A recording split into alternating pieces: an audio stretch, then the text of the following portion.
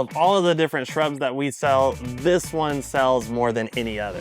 And that's because it's an absolute workhorse in the landscape and it rarely ever dies. Now what this is a dwarf yaupon holly. Now yaupon hollies are native to the southern US, including Texas all the way around to Florida. But usually they're seen as a large shrub or small ornamental tree. However, the dwarf yaupon is a naturally occurring one that stays much more compact. I forgot to mention they also come in yellow. This one's Eureka Gold. In the landscape, it's really just that 3x3 meatball that everybody needs around their home.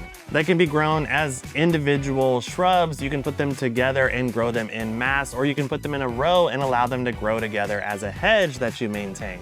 Now, because they naturally grow in this mounding form, you don't need to trim them as long as you have them in a space where they're allowed to grow to size. However, they do take shaping really well, and whatever you imagine doing with a boxwood, you can pretty much do it with a dwarf yaupon. They're also extremely sun and drought tolerant. You can put these in full sun, but they also will grow in pretty heavily shaded spots in the landscape. Now, the one thing they don't have are big, showy flowers. They do bloom, but the blooms are going to be really small and white and along the stems, and you probably won't really notice them when they're blooming. And unlike the tall yaupon hollies, the dwarf variety typically does not get those pretty red berries.